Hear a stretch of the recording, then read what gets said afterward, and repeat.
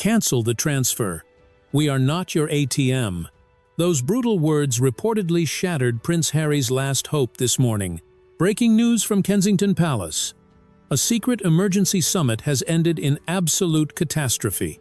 Prince Harry, drowning in a reported $36 million ocean of debt, reached out to the one man who could save him, his brother, Prince William. He begged for a royal bailout, but instead of a check, a furious William reportedly handed him an eviction notice and confirmed the one thing Harry feared most. The Saudi dossier is real. Today, the royal feud has moved from the tabloids to the balance sheet. The walls are closing in on Montecito. Tyler Perry has reportedly closed the bank of The Godfather. Netflix is allegedly demanding a $20 million refund. And now, Prince William has blocked the funds to destroy a secret deal that threatened the monarchy. Do not look away. In the next few minutes, we are opening the Anne files. We will reveal the 10 a.m. insurance nightmare that triggered a foreclosure panic and expose the shocking intelligence report regarding yacht photos that made William slam the door forever. The checkbook is closed. The truth is open. Stay with us. To understand why Prince William reportedly refused to sign the check this morning, we have to understand that this wasn't just a financial decision. It was a security decision. According to palace insiders, when Harry begged for the bailout to save his Montecito estate, William didn't just look at the mortgage. He looked at the source of the funds Harry was trying to access. He reportedly pointed to the Saudi dossier, a file that Princess Anne had flagged years ago and forced Harry to confront the impossible math of his wife's past. The dossier focuses on a specific, critical period between 2008 and 2012. During these years, Meghan Markle publicly described herself as a struggling actress, barely surviving the brutal economics of Hollywood. Her resume lists minor roles and a stint holding a briefcase on Deal or No Deal, a job that creates a specific income bracket, and certainly not one that includes private aviation. Yet, the surveillance data in the dossier tells a completely different story. It places this struggling actress on yachts worth tens of millions of dollars, attending private gatherings in the Mediterranean that cost more per night than most people earn in a year. Princess Anne looked at this ledger years ago and asked the question Harry refused to ask. Who paid? Cable television roles do not fund Monaco summers. In the eyes of British intelligence, unexplained wealth or unexplained access is the single biggest indicator of a security compromise. If you have no money, but you are vacationing like a billionaire, the question isn't, how lucky are you? The question is, who owns you? And today, William allegedly put the physical proof of that ownership on the table. It wasn't a bank statement. It was a photograph of the infamous Chopard earrings. These stunning chandelier diamonds, worth an estimated £500,000, were officially a wedding gift. But the donor wasn't a family friend or a Hollywood producer. It was Crown Prince Mohammed bin Salman, MBS, of Saudi Arabia. William's argument is brutal in its logic. Why would the absolute ruler of Saudi Arabia send a $500,000 personal gift to an American cable TV actress he supposedly had never met? In the world of the Gulf elite, you do not give diamonds of that magnitude to a stranger. Intelligence analysts have long speculated that these earrings fit the profile of a severance package or a golden handshake, a final payment for years of discretion and strategic social placement within those elite circles. It was a signal that the accounts were settled. This is why William is furious. He reminded Harry of the moment Meghan wore those earrings to a state dinner in Fiji, just weeks after the murder of journalist Jamal Khashoggi, which the CIA linked to MBS. By wearing them against palace advice, she wasn't just being vain, she was displaying her loyalty to her former patrons. William reportedly told Harry that the royal family cannot bail out a couple who are beholden to foreign oligarchs. He destroyed the secret deal because he fears that any money Harry raises from these old friends comes with strings attached that would strangle the monarchy. Harry went in asking for cash. He left, realizing that his brother knows everything. If the Chopard earrings were the physical receipt of a secret deal, then we must ask, Who was the broker? To understand the full scope of the dossier that has Prince William reportedly so furious, we have to introduce the shadow director of this entire production. If the yachts were the stage, then Marcus Anderson was the director. For years, the mainstream media has painted Marcus merely as Meghan's best friend, or a harmless consultant for the Soho House empire. But in the classified files of the Palace vetting report, the very files William allegedly slammed onto the table, he is viewed very differently. Princess Anne reportedly identified him not as a companion, but as a handler. This recontextualizes the entire romance. To understand why, we must look at the pivotal year of 2015, the year before Meghan met Harry. While the world thought she was merely filming Suits in Toronto, intelligence reports suggest she was attending the graduation ceremony of her social climbing career, the grand opening of Soho House Istanbul. This event is the missing link that connects the Saudi-connected elites mentioned in the leaked yacht dossier to the future Duchess of Sussex. Istanbul sits at the crossroads of East and West, and for Meghan, it was the bridge between Hollywood obscurity and global power. It was here, amidst the hammams and rooftop parties overlooking the Bosphorus, that the strategic social placement reached its peak. Sources whisper that this wasn't just a party, it was a marketplace. Marcus Anderson, the global membership director of Soho House, allegedly curated the guest list to ensure talent mixed with capital. The dossier likely flagged that Meghan was introduced here to a specific network of Middle Eastern financiers and Gulf power brokers. In these environments, you are brought in because someone believes you can serve a function socially, relationally, or strategically. Meghan wasn't there because she was a global star. She was there because she was a candidate for elevation.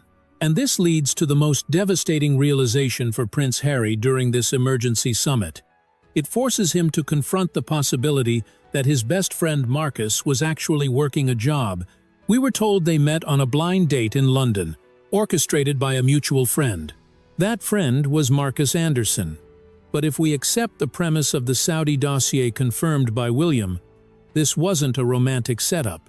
It was a business transaction. Marcus didn't just introduce two single people, he allegedly executed a placement. He took a candidate who had spent nearly a decade navigating elite power spaces, a woman who knew exactly how to read rooms and cultivate relationships, and placed her in front of the ultimate target. Harry likely realizes now that the skills Meghan used to charm him, her intense listening, her discretion, her ability to make him feel like the only man in the room, were not natural. They were quietly evaluated and perfected during those yacht nights and Istanbul mixers. She didn't look like an outsider when she entered his world because she wasn't one. She looked like someone who understands the hierarchy because she had been serving it for years. Princess Anne reportedly warned Harry that Marcus Anderson was the bridge between the paid yacht nights and the royal family. But Harry didn't listen. He thought he was falling in love. Now, William is showing him the evidence that he was simply the final acquisition in a merger that began on a rooftop in Istanbul. The Chopard earrings and the Istanbul connection are damaging pieces of evidence, but they are merely the tip of the iceberg. The reason Prince Harry reportedly left the summit in a state of paralysis isn't just because of what he remembers, it's because of what his family has written down. We have arrived at the most explosive chapter of this investigation, the Anne Files. For nearly a decade, Prince Harry has operated under the delusion that his family was unconscious or jealous of Meghan's success. He believed they didn't understand her modernizing potential. But today, William allegedly revealed that their coldness wasn't born of ignorance. It was born of intelligence. The Saudi dossier isn't a new collection of rumors. It is reportedly based on a Level 3 security vetting report commissioned by the palace in 2016 and overseen by the one royal who never plays games, the Princess Royal, Anne. When Meghan Markle entered the royal orbit, standard protocol demanded a background check. Harry expected a rubber stamp, a quick check for criminal records or debts. But sources close to the security services suggest that what came back was a red alert. Princess Anne, with her deep ties to the intelligence community, was reportedly the first to read the unredacted file. She didn't see a Hollywood romance. She saw a strategic social placement. The report allegedly flagged the impossible math of her lifestyle years before the public caught on.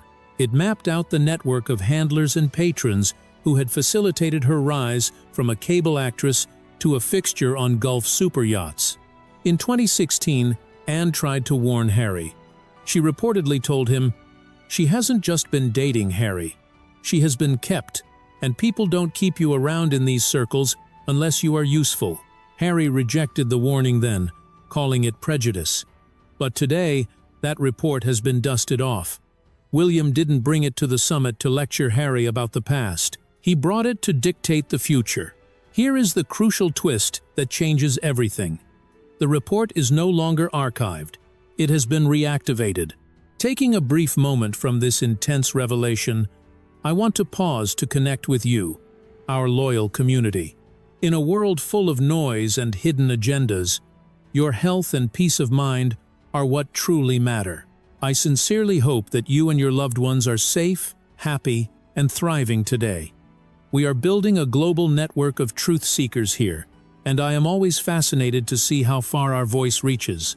Please, take a moment to formally state your city and country in the comments below. Whether you are watching from the historic streets of London, the heartland of America, or anywhere else, we are honored to have you with us. Now, back to the Anne files. Why does the reactivation of this 2016 report matter so much right now? Because Harry has been planning a comeback. Sources indicate that part of Harry's secret deal to solve his financial crisis involved returning to the UK to conduct business, perhaps even leveraging his diplomatic status to secure new investors from the Middle East. He thought he could use his royal title to reopen doors that had been closed. But William has effectively placed a diplomatic blockade on him. By putting the vetting report on the table, William is delivering a silent but devastating threat. We know everything. Don't force me to publish it.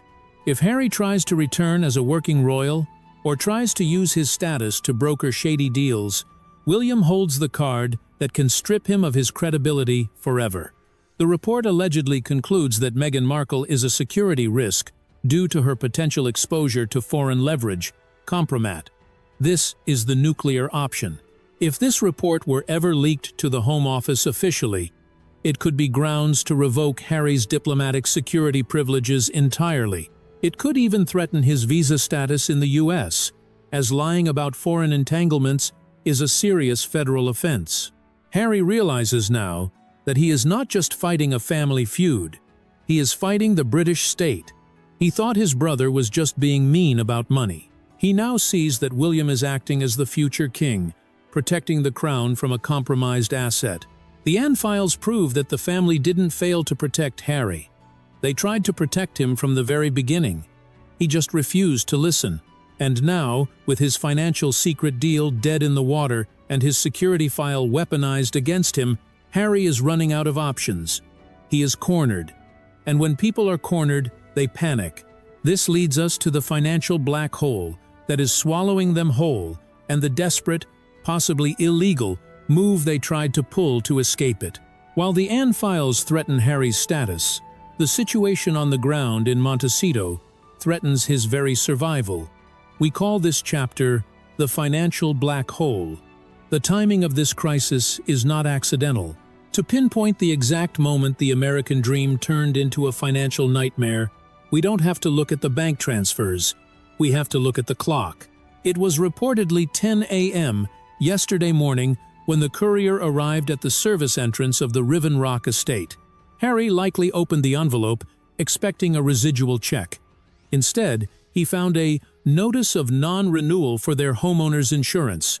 In the wildfire-prone hills of California, where major insurers are fleeing the state, this is a financial death sentence. This triggered a kill switch buried deep in their $9.5 million mortgage contract known as the default clause. Banks require the asset to be fully insured 24/7, The moment that policy lapses, the loan is technically considered in default, allowing the lender to foreclose immediately, even if you haven't missed a monthly payment. Harry panicked. He needed immediate liquidity to secure a new, exorbitant force-placed policy, but the coffers were empty. Tyler Perry has reportedly closed the Bank of the Godfather, tired of his generosity being treated as a silent subsidy for their lavish lifestyle. Netflix isn't sending checks. They are allegedly demanding a $20 million refund for the breach of deliverables regarding their failed content pipeline. Trapped between a foreclosure notice and a mountain of debt, Harry attempted his secret deal, the very move that Prince William has now destroyed. According to real estate insiders, Harry and Meghan quietly initiated a pocket listing. This is a desperate maneuver where a property is sold off-market to avoid the humiliation of a public for sale sign. But here is the twist. They weren't trying to sell to a Hollywood star. They were allegedly shopping the estate to foreign investors and syndicates buyers from overseas who have liquid cash and need to move it into Western real estate. Harry thought this was his escape hatch. A quick sale, a cash infusion, and a quiet exit. But Prince William reportedly intervened with a fury that shook the walls of Kensington Palace. When Harry asked for the royal bailout or, alternatively, for the palace to facilitate this transfer, William blocked it. Why? Because he connected the pocket listing back to the Saudi dossier. William reportedly realized that the potential buyers circling the White Elephant estate were likely connected to the same network of oligarchs and Gulf power brokers found in Meghan's vetting report. William refused to let a British prince become a vehicle for laundering the reputation of foreign entities. He reportedly told Harry, "The monarchy is not a real estate brokerage for your shadowy friends." William dissected the property with brutal arithmetic during their summit. He pointed out that the 16-bathroom mansion was never an asset. It was a trap. It is a white elephant that devours wealth through $200,000 annual property tax bills and landscaping costs that rival a CEO's salary. By blocking the bailout and effectively freezing the secret deal with foreign buyers, William has trapped Harry in the house. He is forcing Harry to face the consequences of his financial independence without the safety net of dirty money. Harry is now stuck in a mansion he cannot afford, with no insurance, no godfather, and a brother who would rather see the house foreclosed than see it sold to the people in the Anne files. If the financial black hole was a punch to the gut, what happened next was a knife to the heart. We have reached the climax of this emergency summit. We call this chapter the ultimatum. Prince William didn't just reject the bailout out of anger. He rejected it out of arithmetic and national security. But before he ended the call, he reportedly delivered a final directive that went far beyond real estate. According to palace insiders, William made it clear that selling the house is merely the first step of a surrender treaty. If Harry ever wants to see a single penny from the duchy, or if he ever dreams of regaining his security clearance, he must accept a condition that is non-negotiable. William reportedly told him, "You must sever the ties." This wasn't about divorcing Meghan, at least, not explicitly yet. This was about divorcing the network that brought her to him. William allegedly demanded that Harry immediately cut all contact with Marcus Anderson, the handler identified in the Anne files, and the entire circle of Saudi-connected elites who have been hovering around the Sussex brand. He is forcing Harry to choose between two worlds that can no longer coexist. He can either be a British prince, loyal to the crown and protected by the state, or he can be the husband of a woman with unexplained access to foreign oligarchs, living on the charity of people who expect favors in return. He cannot be both. The brutality of this choice cannot be overstated. Harry is now standing in the middle of a bridge that is burning from both ends. On one side, he has his wife, the mother of his children, who is allegedly tied to a past he is only just beginning to understand, a past filled with impossible math and golden handshakes. On the other side, he has his brother, the future king, who is offering him a lifeboat, but only if he leaves the baggage behind. Harry reportedly tried to argue. He tried to claim that these connections were harmless, that Marcus was just a friend. that the yacht photos were just vacations. But William silenced him with the Duchy audit. He reminded Harry that even his Hollywood friends have realized he is a liability. Tyler Perry has walked away. Netflix is clawing back money. The A-list has frozen them out. William's message was stark. They are abandoning you, Harry. We are the only ones left, but we will not save you if you are still working for them. This is the moment of anagnoresis, the tragic discovery. Harry realizes that he hasn't been the rebel breaking free from a stifling institution. He has been the useful idiot in a global game of influence peddling. He realizes that by refusing to sever the ties years ago, he allowed himself to become a vehicle for strategic social placement. And now, to save himself, he might have to betray the woman he sacrificed everything for. William's ultimatum has stripped away the fantasy. There is no half in, half out. There is no secret deal with foreign investors. There is only the cold, hard reality of the monarchy. Harry is alone in that $14 million white elephant, surrounded by 16 bathrooms and silence. The Bank of Pa is closed. The Bank of Wills is closed. And the only way to unlock the door is to turn his back on the life he built. He is trapped in a gilded cage of his own making, and for the first time, he sees the bars clearly. As the sun sets over the Pacific, we are left with a haunting image. Prince Harry, standing on that $14 million balcony, looking out at the view he is about to lose. The Saudi dossier and the rejected bailout tell us a story that is less about royalty and more about the brutal reality of adulthood. We call this conclusion the gilded cage. The life lesson here is profound. We often confuse lifestyle with life. Harry chased the private jets and the independence, believing these things defined his freedom. But Prince William's refusal to grant the $36 million bailout teaches us a hard truth. You are only as free as your bank account allows you to be. True freedom isn't about escaping a monarchy only to enslave yourself to a mortgage, a godfather's patience, or the shadows of a Saudi dossier. Harry spent years fighting for freedom, only to realize he may have simply traded one cage for another one, made of debt. This is a tragedy of arrogance. Harry demonized the only people, Princess Anne and William, who loved him enough to tell him the truth. He mistook their warnings for enmity. But as I look at the wreckage of the Sussex brand, I believe Prince William didn't burn the bridge out of malice. He burned it to stop them from running back into a burning building. Sometimes, the only way to save someone is to let them fall. Now, the final verdict belongs to you. William has drawn a line in the sand. No bailout, and the ties must be severed. Was Prince William right to block the funds and force the sale of the house? Or is this a cruel abandonment of a brother in crisis? Vote your verdict in the comments.